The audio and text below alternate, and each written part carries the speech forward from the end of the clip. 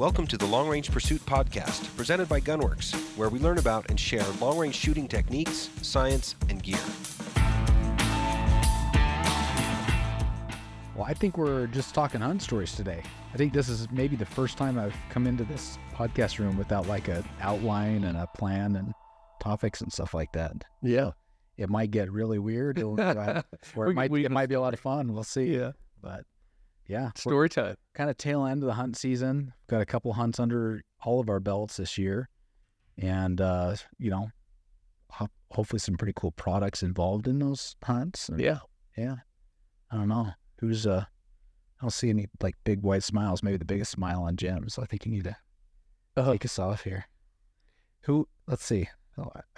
If you go timeline, I was probably first, wasn't I? Yeah, you were the first. You were the first. That's right. I'm probably not the right one to kick us off. No, it's probably not the best story. But we got to see pictures early, and I think the thing that stands out the most to me here is we collectively all are excited about hunting, and we're seeing, hunting pictures, and stories pretty much every week, and just that prep and the sharing and celebration of all of our time afield is pretty cool. It's an interesting dynamic. I mean, working in the outdoor industry, it's like it's really romantic, right? Everybody wants to work in the industry. Like I remember growing up, like how could I work in the outdoor industry, but there's no money in it. Like how do you, and then magically, I don't know how, like not really by design, but I kind of landed in the outdoor industry. But like, there's always that thing about like, you turn play into work and pretty soon it's work instead of play. Yeah. But I mean, it's cool, right? I mean, everybody here, if you're coming to work for Gunworks, you're probably a hunter, right? I mean, there's maybe a few that aren't really, really diehard, but there's exposure's there. Moving yourself to Cody, Wyoming, I mean, there's probably something driving Hunts, right? Whether it's birds or big game, everyone here's some form of a hunter. And it's kind of a way of life in rural Wyoming anyway, right? I mean, so it's kind of part and parcel. Yeah, I was excited. I know that to go on this trip, it was pretty stoked, especially since I've struck out for the past like 6 years on tags, drawing the tags. So to get a tag that I was able to go hunt with, it was over the counter, and it was pretty fun. So I guess maybe a little bit of background. Working at Gunworks, there are some perks working in the industry, and over the years we've been able to kind of develop some relationships and get access to some pieces of property. I've public land hunter. The guys listening, I'm on air quotes here, but like never really had that opportunity to hunt private ground before. So that was a new experience for me this year. Like maybe I've experienced it somewhere, but not generally, and especially not like, deer and elk kind of thing. So, I mean, there's some kind of neat things that come of that, but yeah, basically, every year, we've got a couple leases now available to us for some, I think how many cow elk have we killed over the last month? 6 last week. At least but we've put a lot of meat in the freezer between customers and everybody else, but there's some kind of cool little things there where we'll do a drawing in the spring and say, hey, everybody put your name in the hat if you want to go, a chance to go kill a cow elk, and they'll draw out a bunch of names. We've got antelope tags, deer tags, couple elk, some pretty fun stuff there. That's kind of a nice perk for. Yeah, I think take it back even prior to the season, right? We had the NRL. We hosted a giant NRL event here just outside of town on Sheep Mountain, and how many employees went to work to shoot it, to participate and get ready. The full intention of NRL is to fine tune your gear and get ready for hunting, and so that's where it started, I think, for a lot of people in the building. And then a bunch of us building guns in anticipation, right? Yeah. I built my Verdict 28 Nosler, and it was a journey to get to learning that system, that the radical that was on it, and it was pretty sweet. Take it out a distance and stuff like that, but that was solely built for this hunt. Like I was like, I'm going on this hunt. I'm Right. going to build myself a rifle. And then everybody was like, why are you building a Verdict? Why aren't you building a Magnus or a Climber or something like that? I was like, I don't care that it weighs 14 pounds almost. Sure.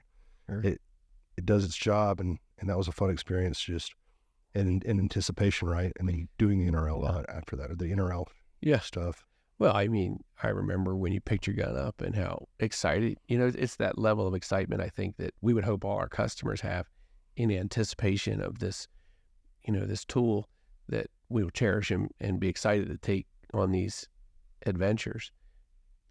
Really cool going back to like the first hunt of the year and, the work that you did building you drew this cool tag for antelope, right? Tell that. I mean, I'm still excited about that platform and what you did there. Yeah. Just, pulled an antelope tag this year, and, that's a kind of a limited weapons hunt. And so, needed to use either a muzzleloader or a handgun, right? Again, air quotes. And, I'd had this idea for a, just kind of really compact system for a long, long time. And it's like, well, this is the perfect opportunity. I've had that tag before and killed a goat with a muzzleloader. So it was time this year to try it with a handgun. And yeah, air quotes handgun, but it was pretty fun to go out there and actually be able to kind of make that thing a reality, and then go kill a goat with it. So yeah, a lot of fun. At distance. Yeah. That was pretty cool. Can be done. Yeah. New caliber. I mean, just tinkering. That's very like off the res kind of stuff. Oh yeah, no. No. I just experimenting, and that's what we, that's what a lot of us are doing. It's how we come up with some of these fun things. Yeah, just Skunk Works projects and new development. Yes. Yes. The downfall is I've joked a couple times this year going into hunting season. I've got so many. I'm kind of a gear whore, right? It's like I've got so many dang rifles and this setup and that. And I'm tinkering with this and a new load for that. I didn't have an actual rifle put together going into hunting season. Like, right. It's like, oh man, I guess I could piece this one back together, but it's in pieces, and the scope from that one's over here. And it's like, I've been hunting on piecemeal stuff all season, it seems like, but it's like, I think that can't just there's something to be said about having, if it's funny being a Gunworks guy, working at Gunworks, you don't have a 1,000 yards out of the box ready system because you're too busy tinkering with stuff. But it's so nice to just have something that's set. It's I've got this one little 6 Creedmoor that I've got set up for my son that it's just, you don't touch it because it's just that good. Yeah. And so finally I pulled that thing out. I was like, oh, that's what it's like to just grab a box of ammo and grab a gun and just go. That was my thing. Is when I built that rifle, I wanted it ready to go. I didn't want to have to do anything. And so when it was done and I was shooting and I'd put like 80, 90 rounds through it already. And I'd take it out to the LRU range, and Brian, our LRU guy, I was like, hey man, should I clean this yet? And he's like, well, we'll shoot it out there and let's see what happens. So we shot it out to 1,000 yards. Yeah. I was hitting center steel, and he was like, do not clean that rifle. So like I didn't touch it before hunting season. So I think we should probably just to level set, Landon and I are both product managers. So most of so much stuff that we have, like if you look in our office, nothing is available, right? It's we're and it goes back to my Sitka days, and I never worked production stuff. It was always proto. Yeah. Right. Oh, it could be crazy colors or samples. I remember you had a pair of pants that you wore a lot when you showed up, and it was like multiple different materials and patterns on it. And it's like, that's like the pair of pants when you're like, I want my comfy pants. Here's and it's the nature, your stretchy pants. Yeah. It's the nature of the job and what we're doing. And for me, the rifle that I used for this particular hunt was a prototype that we're building and we may or may not launch at some point. But for me to have to take that out of production, go through validation, take it a distance, get ready, all of the prep, build a profile, get it, seasoned, get great data, and just go through that whole process, because the difference, I think, for this hunt for me at least, I'll speak for myself, is, I'm still pretty new here, and I was hunting with a couple people in the company, and the expectation, you're under a lot of pressure. You've got to perform. Heaven forbid you send one that doesn't land its mark. So for me, I wanted to make sure that I was good and ready, and spent the time with the gun and all the things to be ready to execute on a shot that could, for all of us, could be at distance. So let's talk about that. Let's talk about how you got ready. How were your guys, each of your paths, getting ready for this season, and what you did? Jim, what did you do? Yeah, so the first thing I did, literally the gun came off of the production line. It is a variant that we don't offer, so it was a little different. It basically, I did all the validation. So I took it off the production line. I mounted the scope and went to town. I say went to town. Went in the tunnel, got and started to break in and put it through its paces. Then I changed scopes and changed some other things, and just to test different things. And then go to the local range where I can shoot it out past 1,000. And the first thing that it's so weird, because the first thing that I do, I get great data and I get a good zero here. And then when I go to the range, I don't shoot at anything beyond, I start at distance. Like 910 is the one piece of steel that I have marked. That's the first one. Zip to 910 and send it. And that's like my first test. Is my data good? Is everything tracking? That's the first thing. It's like first shot out of the barrel. 1,000 yards out of the box. Right? Yeah, and so I test that. I really do. And even if I'm taking somebody else to the range, you've seen, we do it all the time. We can literally leave here and be at the range in 10 minutes. First thing I do, I like to start at distance. Unless I I always want to zero my gun here if I can and get everything set here. But yeah, unless I'm zeroing it at the range, which I usually don't do. So I started distance, and then I can play around in the middle. But usually it's like, what's it doing at distance is really what. You have another challenge too. You use all the prototype stuff, so everyone's in your office. Yeah. Picking it up and looking at it. And we do, yeah, which is really cool. Yeah. It's really cool that there's that level of excitement.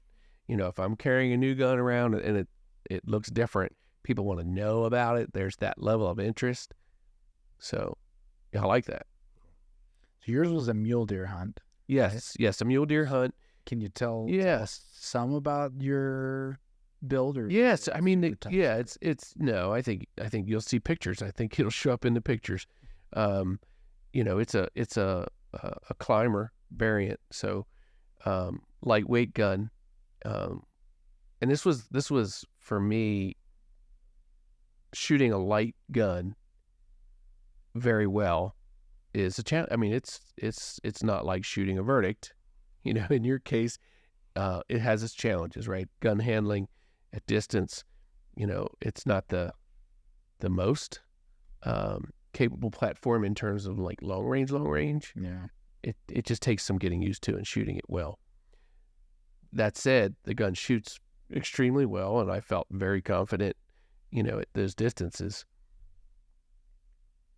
The part for me, so I moved here in February, came from Montana, moved here, and the oddities of licensing in Montana. I'm a non-resident in Montana, and I'm a non-resident in Wyoming because it takes so long to establish your residency in Wyoming. And so I had to get a non-resident tag. I had to rely upon points that somebody else had to get into a party draw situation so that I could even get a tag.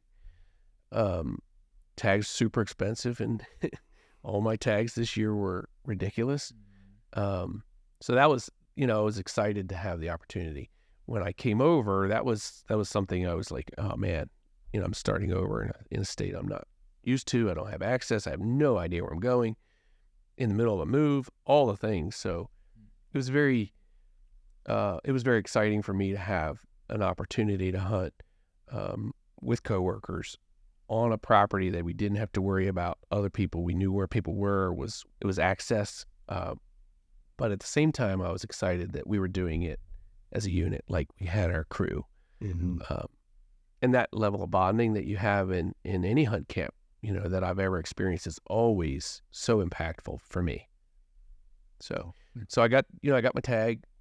I hunted the same place as Mike. Mike and I were on the same property, and I had my gun all set and felt confident. So yeah, it was ready to go. We did all of our discussion on who's going to do what and bring what and manage the cooking. And Mike, it turns out Mike can cook, which is kind of news to me. Which is super exciting to have somebody that's... You don't get this big, not... That's right. But it's nice, though. Somebody's passionate about cooking. And yeah, we ate well and we hunted hard. Literally all day long. Yeah, son of a... All day. We hunted. That's awesome. So... Yeah. Ended up tagging a really nice buck, too. I was very excited. Very excited. I shot a beautiful mule deer with, he's got like 3 kickers you'll see, and mature deer. And that was really all I just wanted to shoot a mature animal, and it happened so fast that, I didn't have much time to inspect, and it didn't matter. It was like, here's a mature animal, let's go, get set up, and because distance right around 400 yards. Perfectly broadside. He had a doe. The doe was, a little bit anxious, so like it wasn't. I didn't have a lot of time to waste. So, but he made a great shot, and there's always that anxiety if you don't see the animal go down. There's always that anxiety, even though it's like, because literally he was out of sight almost immediately, just the base terrain. And it's like the first thing that I hear when I shot on the shot is hi, and I'm like, what? Right? Because I don't see the impact. There was enough recoil, and I'm like, oh man. And by the time I'm trying to get a follow-up round, he's gone, right? So then you're like, oh man. So we're looking back at the footage and just kind of waiting. And that anxious time, doesn't matter whether you're hunting with a bow, with a gun, you start processing, right? What did I do? Where did he hit? Yeah. Like reviewing the footage even on because Neil had his spotting scope and was able to get footage of the impact, and we could see, it looked good. Yeah. And it was just, he was right there. Yeah. But that anxious. You always start a second guess. Yeah. Where did I hit? What, did I miss some wind? Yeah. I guess I'll talk about my journey since we were on the same property there. Yeah. I got a bit of for me, it was like a Cinderella story for me because I hadn't drawn any tags. I had no luck there, and it was just going to be another general hunt. And working here in the sales department, I think I'd been here for maybe a month, and Garrett hits me up and he's like, hey, you interested in going and doing this mule deer hunt, Yeah. And I was like, yes. Immediately, yes, like absolutely, sign me up. I'm all for it. And he was like, well, you probably won't get it's a trophy, it's not like a big trophy here. So I just want to be able to go do it. I'm just excited to get out in the field. And so once I knew I was doing that, I was like, all right, well, now I need to get my rifle. So I had that Verdict built in the 28 Nosler. And you'll probably see some pictures of it. It's a custom paint on it, and it's nice. And I remember when I got it, the next, that weekend, I took it out, and I took it out to distance, right? And I put in my profile, I trued it up and stuff like that. And then I took it to Jackson Hole and went out there to visit some family. And just like I show up at the range, I get my radical out. And the great thing about that is you can see the yardage change within the HUD. And it is, oh man, the workflow is so great. And so the guy at the range was like, you could try that farthest distance. I think it's about 1,100 yards. So I was like, all right, it's my, scope. I range it with the BLR-10s and I get it at 1,100 and I just dial it until I see 1,100 in the scope. First round cold bore, hit the steel, and the guy was like, what is that? Yeah. So then there was a discussion about what I was using. Oh, yeah. And that just gave me unlimited amounts of confidence. But even, let's back up, before I even did that, I had an opportunity to go to the LRU classes that we do here. So being an employee, we get, the opportunity to go to our LRU for those that don't know that. And I learned so much being there. I mean, I'm ex-military. I did some stuff in the Army, and being able to like go through that training just changed so much of how I shoot. And it was like, wow, that was an amazing experience, an amazing amount of knowledge to get from that. And then moving from there and then seeing it actually work at the range just gave me so much confidence to shoot out at that distance. I mean, before I'd, never taken anything over, 300 yards. Yeah. I would always want to be close. I didn't feel very comfortable, but I mean, I started in April, up for this hunt that was in October. I was shooting, every weekend I got a chance to get out to the range, I'd put some rounds through that verdict, shooting at different ranges, getting some confidence built up. And so once we got out there in the field, it was cool. And then being able to use like all the gunworks stuff, right? Like the bipod and the radical verdict. And a lot of spotting scope. Oh yeah. A lot of spotting scope and glassing. A lot of glassing. There's not a tree to be found hardly. Yeah, that was really weird. What blows me away is that there's elk out there. Yeah. Unbelievable. Yeah. I don't know where they hide. I'm just not used to elk in that kind of country. Yes. They're there. It surprised me too. Like, I was stoked. So I've never taken a bull elk. I've been in Wyoming for almost 9 years now. I haven't taken any elk. So my first elk was on this hunt. And the Cinderella story for me is I got a pretty nice mule deer in the morning. And then later on that afternoon, afternoon or late afternoon, I got my elk. So I tagged out 2 tags in one day. It was a lot of carrying out meat, but a lot of work, but I was super stoked. Exceptional day. Yeah. I couldn't believe it. Yeah. So I got really lucky there, but all of my both the shots were over 500. And I remember, for the elk hunt for me, which was really cool, is seeing that gear work. And then landed, you told me about setting my bipods up. Yeah. How you have that little extension, your macro extension, having that out, and then using the smaller ones to make your micros. Right. If you hadn't have told me that, I'd have been really messed up. But there you go. that elk that I was shooting at it was down kind of in a draw, and I was shooting from up high on this really rocky downward slope.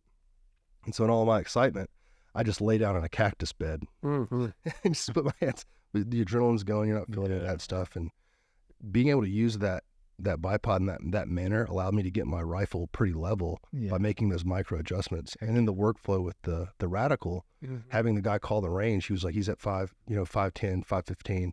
And I was able to make those adjustments while never taking my face off of the scope. So never having to reacquire the target. That was awesome. Yeah. And that workflow just makes it go really well, I think. Yeah. Yeah. No. And I remember, this, your prep and your level of confidence with your gear was evident even right before the hunt started. You were just situated. Yeah. I think, and then it's always affirmational when it works under pressure too. Oh yeah. And so like that, it's, it's a heavy gun, right? So it's not a light gun. I shake bad. There's no way I'm going to be able to shoot a climber ever, but something like a Magnus and an MTX, something like that maybe, but I like a really heavy gun. There's that sweet spot, right? Like some people, that sweet spot's that 9.5, 10-pound rifle. I think some people think that's about where it's sweet. It's just light enough. Yeah. Well, for a hunt like that, where, you're not putting tens of miles and massive amounts of elevation gain, right? I mean, that's it. You're working, but you're not like backpacking 10 miles in for that kind of hunt. So it's the perfect setup for that type of. Sure. It was like carrying an artillery gun around though. I'll tell you that. That sucker's a tank. It's a can. It's a lot. But it shoots nice. Yeah. I had similar story. My son, he drew an antelope tag and I didn't have one. He drew it in Montana, and he's very healthy.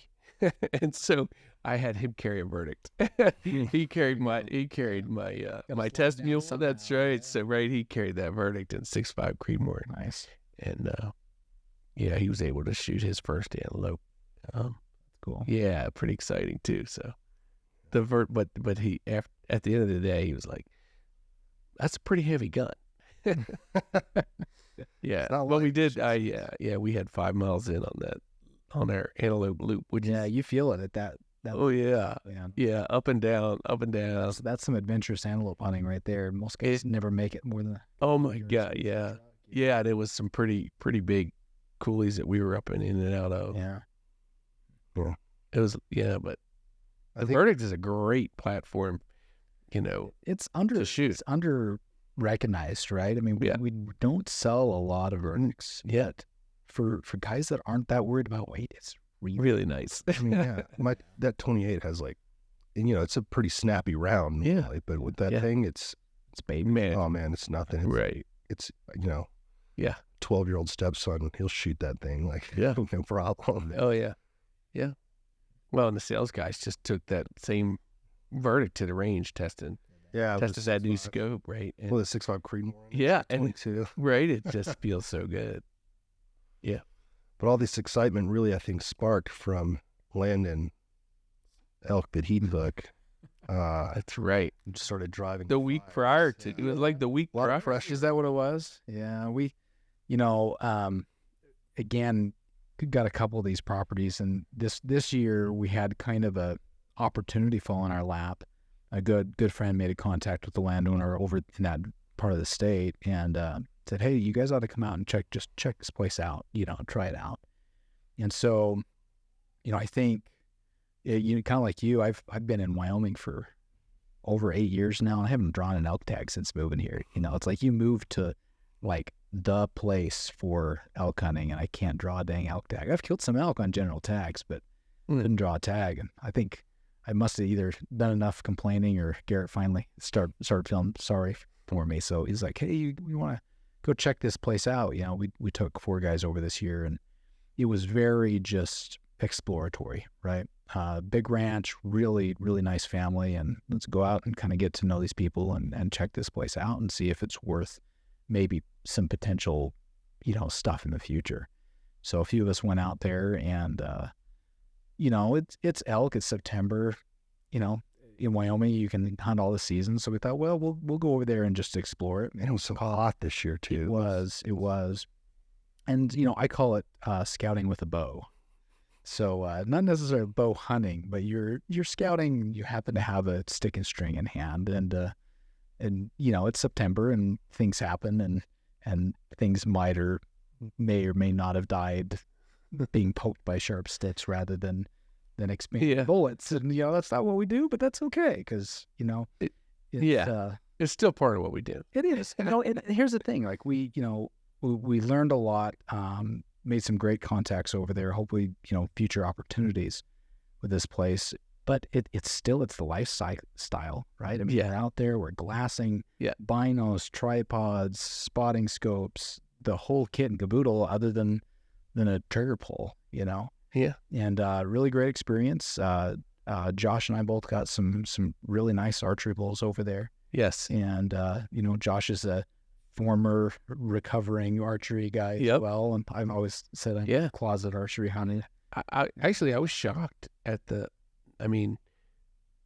you talk about just around the shop, and we had this archery contest in the back of the building, right? And it's basically one shot at 50 yards, mano, right? Me and you, and some really talented archers in this space. And so, and on top of that, it's like, there was a trad as well as technology enriched classes, and some really, we just have passionate outdoors people in the company.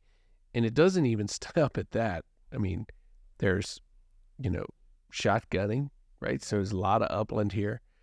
I'm just crazy impressed with the amount of upland opportunities all around here. It's gotten so good in the last few years. I think I ascribe it to our government trappers here. I'm personally friends with a couple of those guys. Yeah. They do such a good job on controlling our predators here. I have watched over the years the bird populations just explode in this part of Wyoming just in the last couple of years. Maybe it's that combined with a couple good winters, but we'll take it. I'm not even a real big bird guy. I just, I like it. I just don't take enough time to really get serious about it, but the opportunities here are pretty dang good. Yeah. And so I think it's just, we're having that kind every week we're hearing the story. Somebody went and shot pheasants, somebody, a chucker and huns. I kicked a bunch of huns off the side of the road driving into work this morning. Yeah. Yeah. And even the sage grouse. I've never seen so many sage grouse. It's pretty crazy. Yeah. Cool place to be. Yeah. We'll get lucky. At that one property that we were at, there was birds out there. Yeah. Turkeys. Jim talked me into getting a turkey tag. That's right. I'm a big fan of the turkeys. Landon, we actually hunted that property in the spring. And Garrett got his first turkey, and Landon got a nice turkey. And tell us about your turkey, Landon. It was exciting. Just say there are multiple legal methods of take for turkeys in Wyoming. Yeah, I'm gonna leave it at that. Yeah. For sure. It's interesting.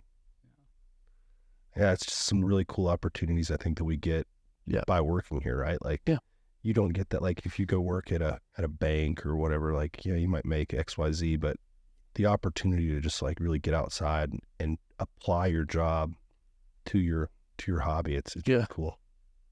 Well, and that is certainly nice, but I think more importantly, the camaraderie and the common shared interest that's so strong here. Everybody has something going on, and that's just really nice. It's that shared interest is very strong. Yeah, it's been a fun season. I've still got one more tag left. I got a cow elk. So where are you gonna put it? I don't know. My freezer is full. It is super freezer. The elk they've wore me out. I chased them in September with my normal crew, and it was just the roughest year we have experienced. And then had a couple close calls, late in that trip with my older brother, and just outside of range, really, quick opportunities, bull pushing his cow and not being able to get a shot, that kind of really close in a herd with cows inside, like, crazy close. You smell them and hear them, and we're that close, and, not able to get it done. And we came back, went after them with a rifle. We just couldn't get them on the right side of the property line where we needed them. But we got to see a lot of elk. And so this year elk's been tough. Probably going to eat that tag at this point. I was going to ask if you're going to get back out or... It would have to be this weekend. And really? I traveled last weekend. Because it goes through the end of the month. I've got I'm kind of itching to get up there and try and get it filled. Yeah, we should talk. Maybe we can head out Friday. Yeah. I have a good spot. I took my boy out, tried to get him his first buck. We saw two nice mule deer in Montana, and we didn't. I'm a non-resident, so I don't have a deer tag this year. And ordinarily, I would have a deer tag, and saw two real nice mule deer while we were elk hunting. The tag, so I know. So, but it's been good to get out. Well, we got any major takeaways from this other than tell us some fun house stories? I mean, it's just I think some of the big takeaways from me are being able to work here, being able to be afforded the opportunity to do that kind of stuff, and being able to get behind our products and see them in the field. Yeah, and absolutely. Confidence in them and be like, man, these are amazing products, amazing things. I think any place where you're producing and making products and having the exposure to them in their, end use applications and just understanding and testing, and it helps everybody, right? For one, you could see all of the opportunities to learn and get better. I mean, long range shooting for me was very, foreign, even with all my shooting in the past. The long range application and the tools and things that I've learned since coming here. I mean, just the capability is so much more improved, and the opportunity to continue to develop those, it's pretty cool. Yeah. Well, thanks for jumping on, guys. Yeah, it's been fun. Till next Absolutely. time. See you later. Get a couple more critters killed. Yeah. Yeah. Add more meat to the freezer. Yeah. Sweet. Over and out. If you like what you're hearing here, please take a second and give us a 5-star rating and a positive review on iTunes or on your favorite podcast app. We appreciate your feedback and suggestions for topics you'd like discussed or questions you want answered on the podcast. You can reach out on Facebook or Instagram or send us an email to podcast@gunworks.com. Also, be sure and check out our full offering of long-range gear at gunworks.com. Use promo code LRP for free shipping on any order.